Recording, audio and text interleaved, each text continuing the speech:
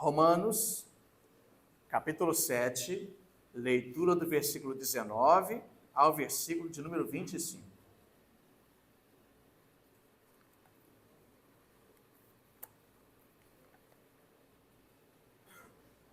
Vamos falar com Deus mais uma vez. Santo Deus, Pai amado e querido, Tua palavra está aberta, Senhor. Mais uma vez, mais um domingo, e te louvamos por isto. E rogamos a Deus pela iluminação do Teu Santo Espírito. Lança luz poderosa sobre as Tuas palavras, mas lança luz poderosa sobre as nossas mentes e nossos corações, desvelando o Teu querer, a Tua vontade, para que nós possamos colocá-la em prática com alegria. Te pedimos isto em nome de Jesus. Amém. Romanos 7, de 19 a 25, diz assim a palavra do Deus vivo. Porque não faço o bem que prefiro, mas o mal que não quero, esse faço. Mas se eu faço o que não quero, já não sou eu quem o faz, e sim o pecado que habita em mim. Então, ao querer fazer o bem, encontro a lei de que o mal reside em mim. Porque no tocante ao homem interior, tenho prazer na lei de Deus. Mas vejo nos meus membros outra lei, que guerreando contra a lei da minha mente, me faz prisioneiro da lei do pecado que está nos meus membros. Desventurado homem que sou, quem me livrará do corpo desta morte? Vamos ler juntos o último versículo? Graças a Deus por Jesus Cristo, nosso Senhor, de maneira que eu, de mim mesmo, com a mente, sou escravo da lei de Deus, mas segundo a carne, da lei do pecado. Graças a Deus pela leitura da sua maravilhosa palavra. O tema da nossa mensagem nesse domingo é a grande luta. A grande luta. Nessa passagem que nós lemos aqui, já indo ao ponto, Paulo ele expressa a frustração de querer fazer o bem que agrada a Deus. Mas qual é a frustração? A sua frustração é de constantemente falhar, encontrando-se fazendo justamente aquilo que ele detesta, que ele não quer fazer, que é contra a vontade de Deus, que é contra a lei de Deus. E o mais interessante é que esta palavra registrada nas Sagradas Escrituras não é a palavra de alguém que não conhece a Deus. Não é a palavra de um incrédulo, mas é a palavra do apóstolo Paulo. De alguém que antes se dizia fariseu, alguém que defendia a lei com unhas e dentes, de forma peculiar, como ele mesmo diz, zelosa, mas que quando se depara com a luz de Cristo na estrada de Damasco, todas essas coisas e as suas percepções humanas e as suas tradições caem todas por terra. Ele se vê pecador e totalmente necessitado da graça de Deus.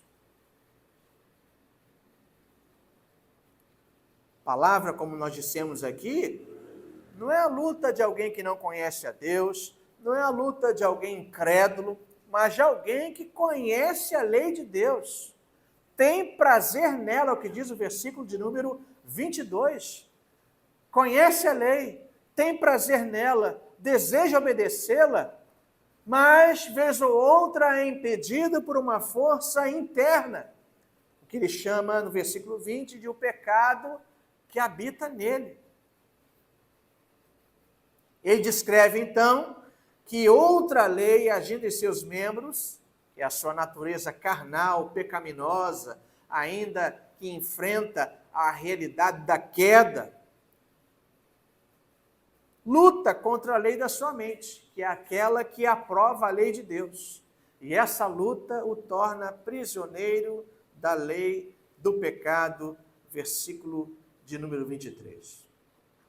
Meus amados irmãos, todos nós aqui, eu posso falar por mim, mas eu entendo que todos nós aqui nascemos de novo.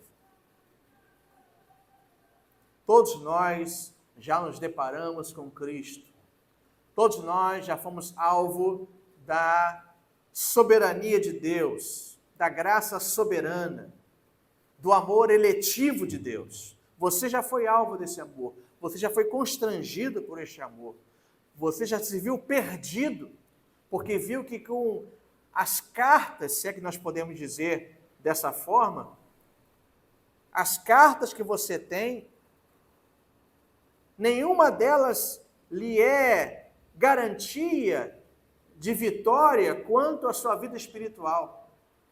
Nenhuma das suas obras, nenhum dos seus pensamentos, nada do seu conhecimento. Visitando novamente o apóstolo Paulo, tudo que ele tinha como lucro, todo o seu conhecimento, ele considera agora como refúgio, como esgoto.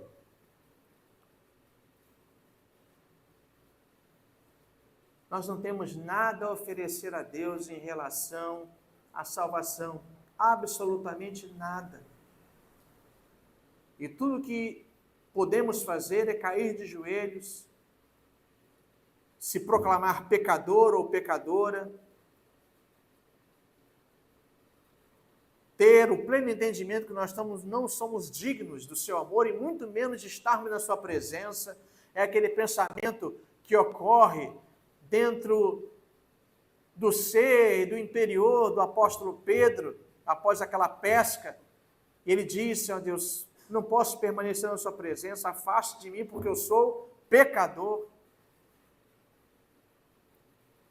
É a percepção do publicano na parábola de Jesus, que nem se atreve a ir ao templo e orar para os céus, nem se atreve, mas ele de cabeça baixa, bate no peito e diz: "Sê propício a mim, pecador."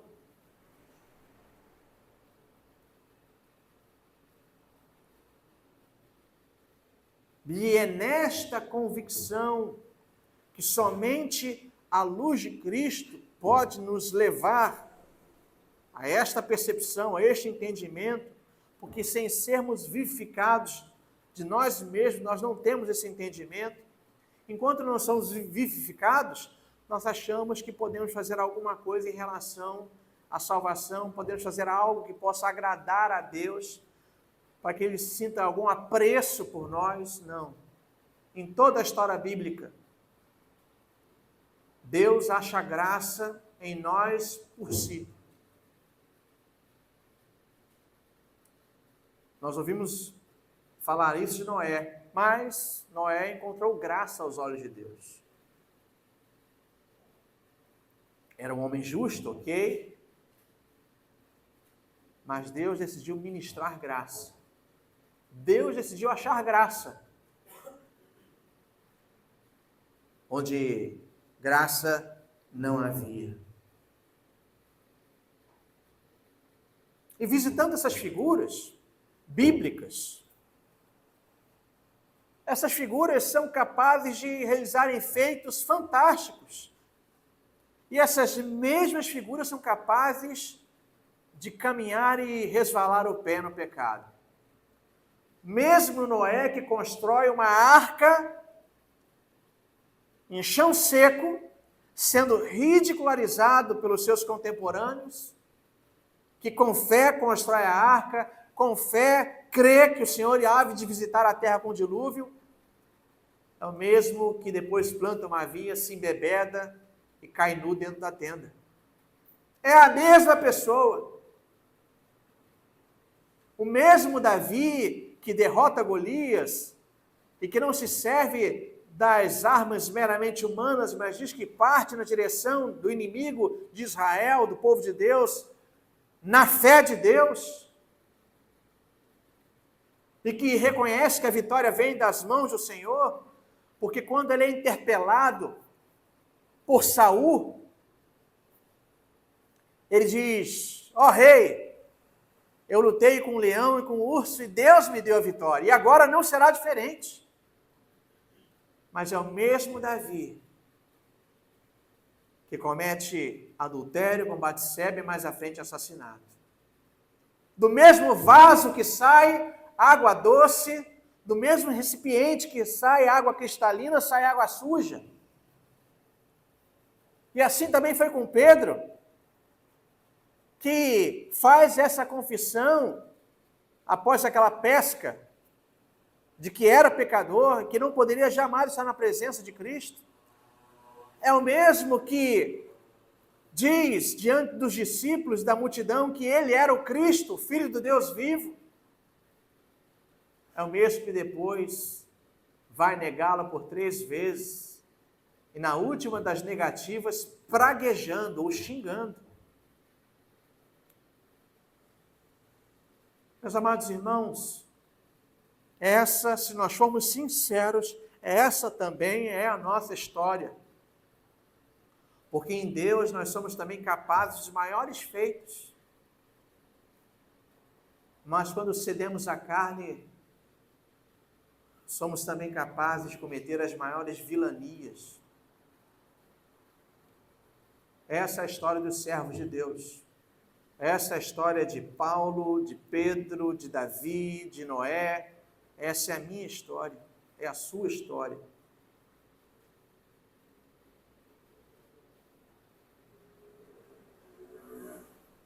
O clímax, aqui no texto lido, dessa frustração, é o grito dado no versículo de número 24. Desventurado homem que sou, quem me livrará do corpo desta morte? Quem me livrará? Eu garanto a você que não vai ser o Chapolin Colorado.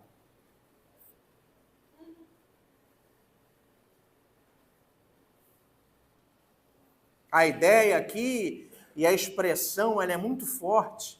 Quem me livrará do corpo desta morte? A crucificação era uma morte horrenda. Além de humilhante, era muito dolorida. Porque o crucificado era colocado numa certa posição na cruz que ele não tinha como descansar o corpo. O seu corpo, antes de, pelos cravos e pelo ferro, enfrentar já a realidade do tétano no seu corpo, a posição ou a falta de posição já colocava aquele corpo em total agonia. Além de ser uma morte humilhante, era uma morte terrível, sangrenta, dolorida. Mas havia também um outro tipo de morte tão terrível quanto, ou talvez pior, eu não sei. Os romanos eram bons em maldades. Existia um outro tipo de morte, um outro tipo de condenação. Quando um criminoso ou algum inimigo do Estado era amarrado com alguém morto. Um cadáver era amarrado à pessoa e essa pessoa era jogada num buraco junto com esse cadáver. E o que acontecia? O cadáver ia apodrecendo e, unido ao corpo vivo, ia começando a apodrecer o corpo vivo. Quando Paulo vai falar disto, quando Paulo usa essa expressão, ele está se referindo a isto, só que num quesito espiritual. Quem me livrará do corpo desta morte? Em mim existem 2 realidades. Uma que quer fazer a vontade de Deus e outra que não quer. E elas estão em luta. É um corpo morto e um corpo vivo. E tem horas que o corpo morto parece que se apodera de mim. A ideia é esta. Do corpo, o velho Adão, que contamina a nova criatura. A ideia é esta, justamente esta. Quem me livrará do corpo desta morte? É uma honesta admissão da nossa incapacidade de vencer o pecado por meio do nosso próprio esforço.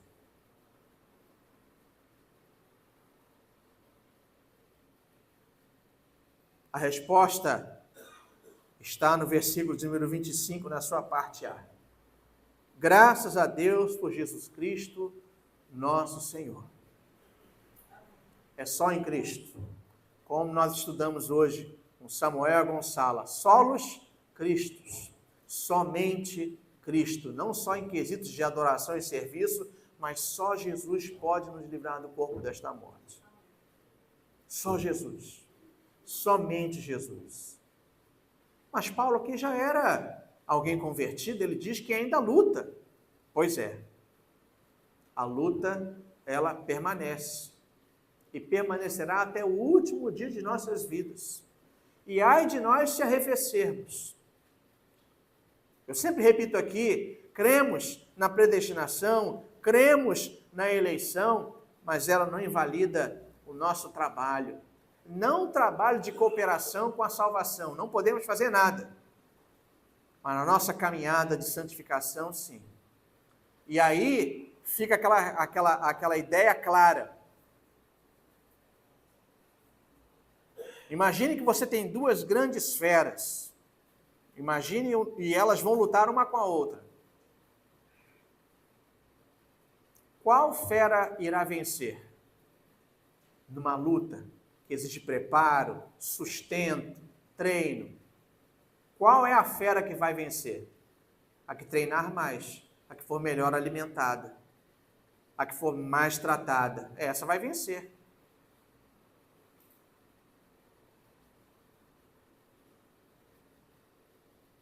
Nós temos uma luta dentro de nós. Quem irá vencer de forma prática?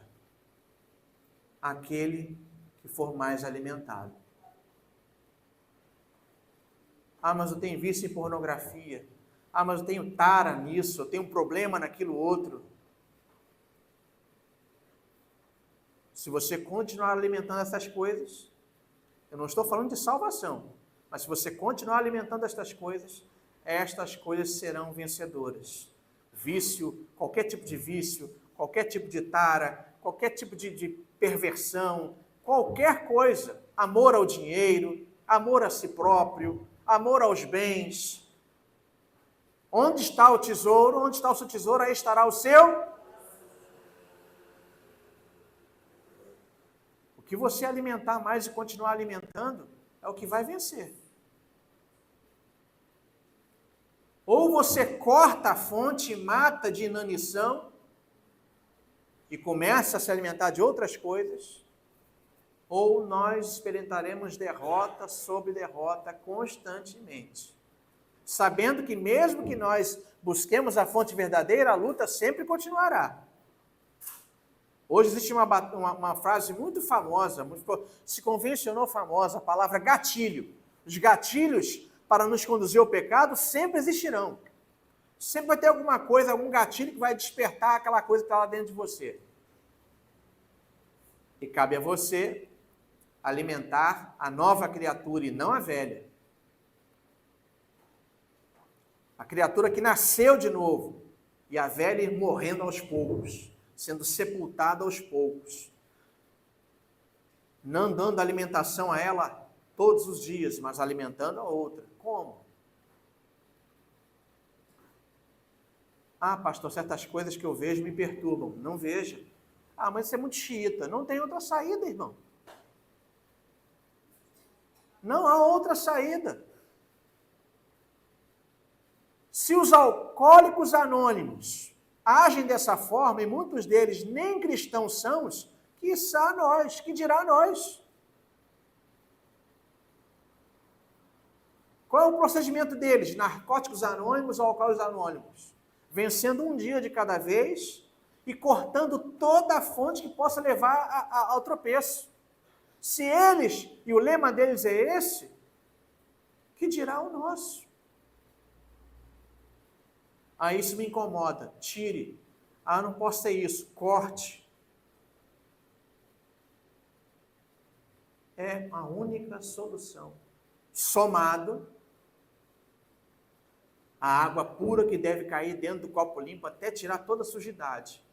A Bíblia, a oração, a comunhão na igreja, a apreciação de boas obras cristãs, não somente, mas de boas obras. porque muitos cristãos também já produziram obras seculares, se é que a gente pode dizer assim, mas é procurar coisas que edifiquem, coisas boas, coisas salutares, porque o mundo cada vez mais jaz no maligno e caminha mais para a destruição.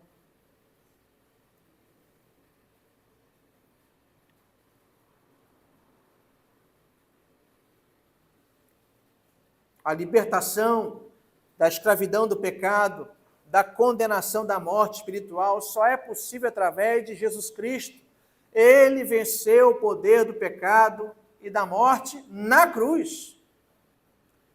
E o final do versículo 25 resume a realidade do crente. De maneira que de mim mesmo, com a mente, sou escravo da lei de Deus, mas segundo a carne, da lei do pecado. Então, existe uma guerra franca. E isso significa que enquanto estivermos nesta realidade terrena, a luta não cessa completamente.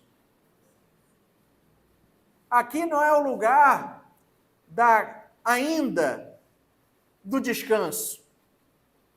Aqui é o lugar de luta, de batalha. Porque nós nos conhecemos. Eu me conheço. Eu sei os leões que eu tenho que levar preso todos os dias, porque você der mole e soltar. E você sabe também quais são as feras que você tem que lutar com elas todos os dias e mantê-las trancadas.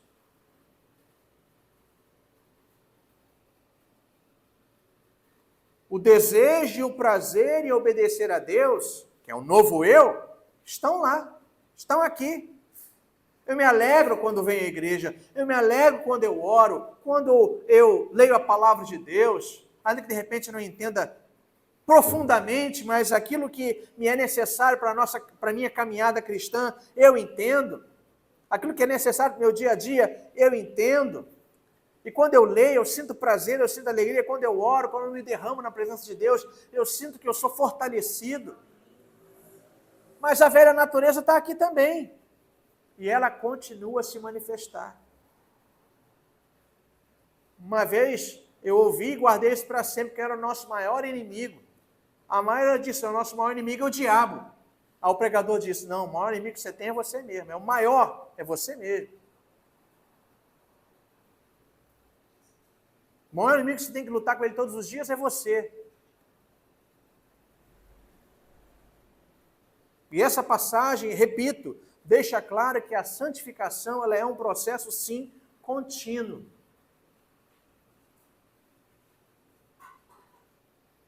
Mas que o triunfo final é garantido por Cristo e somente em Cristo. A nossa justificação, salvação, são completas em Jesus.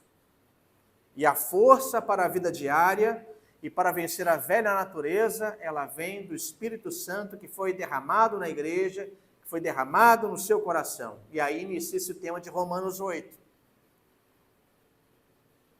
Agora, pois, 8:1.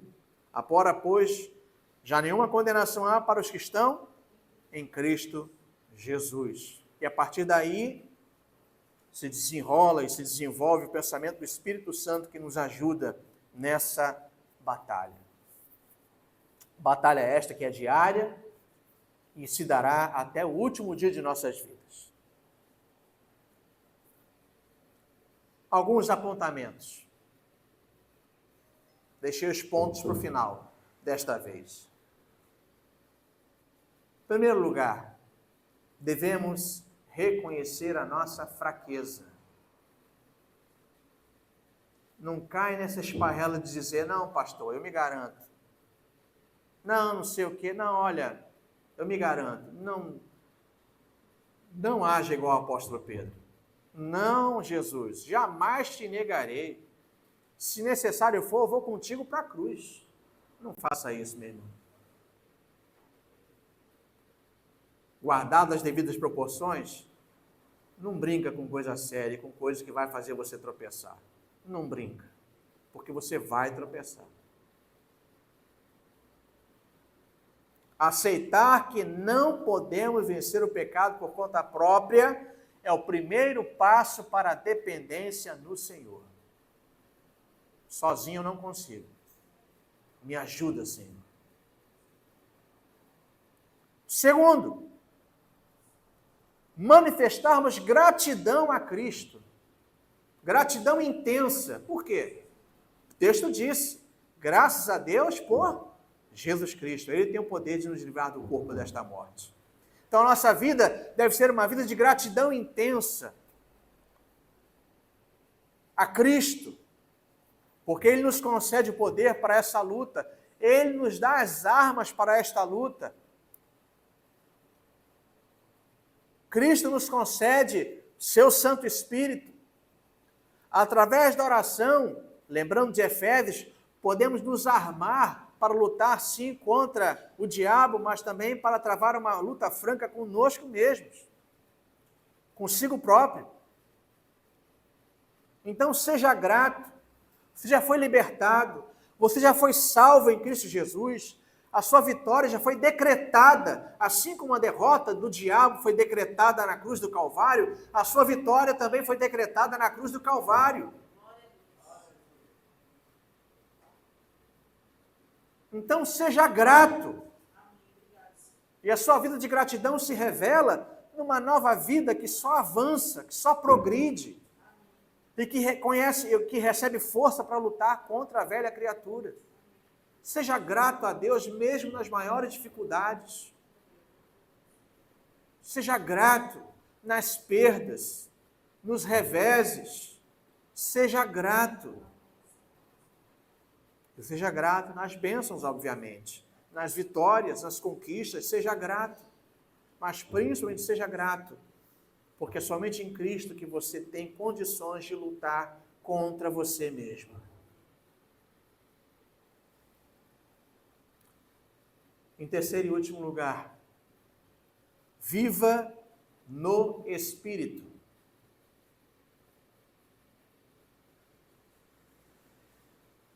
Busque a capacitação do Espírito Santo para que a lei do Espírito da vida em Cristo Jesus nos livre do poder do pecado, como vai detalhar Romanos 8:2. Romanos 8:2. Porque a lei do Espírito da vida em Cristo Jesus te livrou da lei do pecado e da morte. Na igreja presbiteriana, eu só posso falar da minha casa. Eu disse isso ao presbitério quando da minha prova para ser ordenado. O nome não é bem este, mas é a última prova que a gente passa. Não só o sermão, mas a sabatina. Obrigado. E eu disse e repito que muitas vezes o Espírito Santo, na nossa confessionalidade, parece a Cinderela, a gata borralheira. Vocês conhecem a história da gata borralheira? Limpa a casa, faz a faxina, deixa tudo num brinco, mas não pode ir ao baile. E nós, muitas vezes, nós tratamos o Espírito Santo, que também é Deus, como se fosse a Cinderela. Ele faz a faxina. Ele é através do Espírito Santo que nós pregamos, nós oramos e rogamos a iluminação do Espírito Santo para lermos a palavra de Deus, realizamos a obra no poder do Espírito, mas não fala muito do Espírito Santo não, é a gata borralheira, ela limpa tudo, arruma a casa, mas não vai ao baile. É óbvio que eu entendo e disse isso também, que isso talvez tenha sido por precaução e zelo, porque também outra verdade é que muitos exageros ocorreram em nome do Espírito Santo. Mas não é por isso que nós não reconheçamos que necessitamos do Espírito, que precisamos do Espírito Santo. Mesmo Ele sendo Deus, sendo a terceira pessoa da Trindade, devemos recorrer a Ele. Quando nos lembramos da pessoa do Espírito Santo, Jesus foi levado ao deserto por quem? Pelo Espírito Santo. Logo após o batismo, é conduzido ao deserto pelo Espírito, para as provas, para a tentação e vencê-las. E Jesus disse nos evangelhos, especificamente no evangelho de Lucas, que tudo que ele fazia pelo Espírito Santo. Porque os fariseus diziam que ele expulsava demônio pelo poder de Beelzebu. E Jesus disse, cuidado. Vou falar aqui no português claro. Vocês podem falar mal de mim. Mas todo aquele que pecar contra o Espírito Santo vai cometer o pecado imperdoável. Esse pecado não tem perdão. Tomem cuidado. E Jesus deixa claro que o pecado imperdoável é conferir a obra de Deus e dizer que a obra de Deus é feita pelo diabo. Esse é o pecado imperdoável. É chamar aquilo que está sendo claramente feito pelo dedo de Deus e dizer que é pelo dedo de Deus, que é pelo dedo de Satanás que está sendo feito. Esse é o pecado imperdoável. Então que nós sejamos equilibrados, sim, bíblicos, sim, mas que saibamos que assim como Cristo, nós necessitamos do Espírito Santo para caminharmos segundo a vontade de Deus. Não é à toa que ele foi derramado sobre a igreja, derramado sobre os apóstolos, derramado sobre a igreja. Não para ficar pulando e saracoteando por aí, fazendo macaquice, palhaçada, mas é para caminharmos em novidade de vida e para realizarmos as obras que Deus quer que realizamos como seu povo, como povo de Deus, como igreja.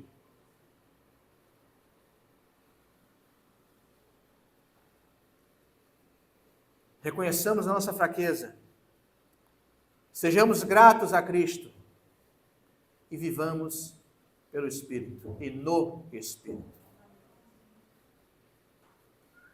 Tem sido interessante fazer a pós-graduação na FAECAD. A ver, tem umas brigas boas lá. Mas quem vence é a Bíblia. E pela Bíblia todos nós temos que nos curvar. Vamos orar? Pai Celeste, Deus amado, em nosso culto nós já tivemos o nosso momento de rogarmos juntos o teu perdão. Mas mais uma vez queremos rogar o teu perdão. Quando Deus, temos todos os dispositivos dados pelo Senhor para vencermos e não nos utilizamos deles. Só nos deu a tua palavra e temos a tua palavra em nossa terra. Temos a Bíblia em nossas mãos de todos os tamanhos, Bíblias de estudos de todos os jeitos. E ainda que sejamos chamados de o povo da Bíblia, nós não nos servimos dela como deveríamos. Perdoa-nos, ó Deus, em nome de Jesus. Deus, o Senhor nos concedeu o teu Espírito para habitar em nós. O Espírito da vida, que tem todo o poder para nos livrar da morte espiritual.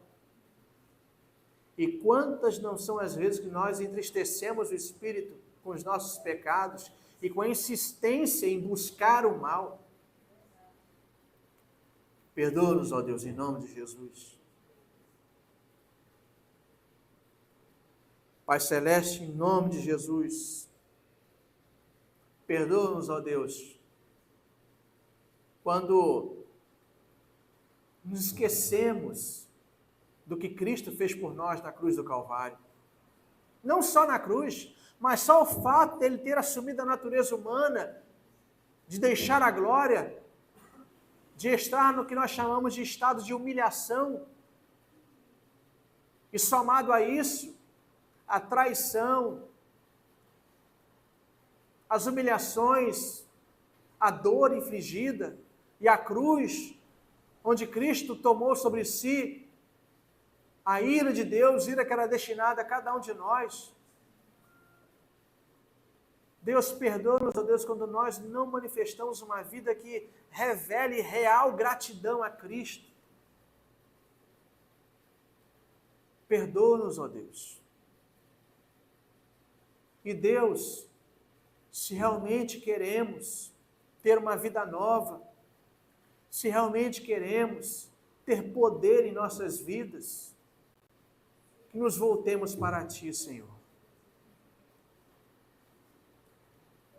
Poder para perseverar diante do mal, poder para, ó Deus, transpormos as fraquezas, as perdas, os reveses, poder para sorrir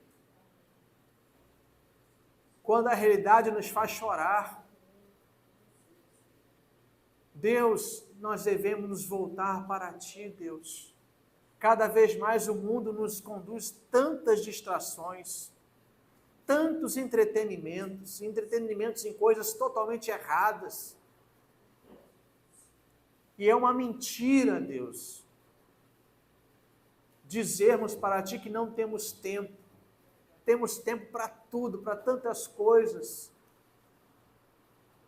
As redes sociais nos comprovam que temos tempo. Só utilizamos mal esse tempo. Deus, nós oramos agora e insistimos, rogando o Teu perdão e te suplicando, ó Deus, que o Teu Espírito Santo trabalhe poderosamente em cada um de nós, em nossas mentes, nos nossos corações, para que nos destaquemos, não com vaidade, mas para que nos destaquemos e sejamos luz no meio das trevas, sejamos uma candeia colocada no lugar alto da casa, não escondido debaixo de uma mesa, mas colocado no alto para iluminar todo o ambiente, que nós sejamos, ó Deus, aqueles que reflitam a luz de Jesus aonde quer que andemos, que nós sejamos aqueles que temperemos as conversas, sejamos os bons sal, que não salga, mas que tempera os relacionamentos, que tempera, Deus, as amizades, que tempera, Deus, todas as coisas, deixando com sabor de vida e não de morte.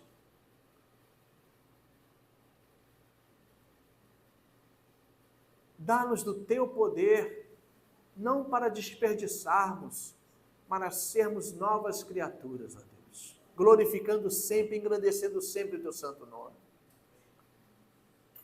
Pai, é verdade que nós travamos uma luta do velho homem para com o novo homem, da velha criatura para com a nova criatura, é verdade, é Bíblia. Mas Deus, nós não queremos repetir os mesmos pecados. Nós não queremos, ó Deus, bater nas mesmas teclas. Nós não queremos, ó Deus, cair nos mesmos erros. Ajuda-nos, ó Deus, mas que nós sejamos também diligentes e não brinquemos com as coisas santas que o Senhor nos concede. Ouve, Deus, as nossas orações e transforma-nos pelo Teu poder.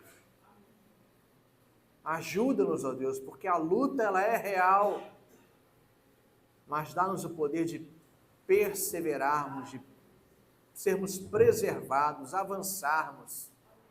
Por favor, Deus, nós clamamos, nós te suplicamos nesta manhã, em nome de Jesus, Senhor da igreja. Amém.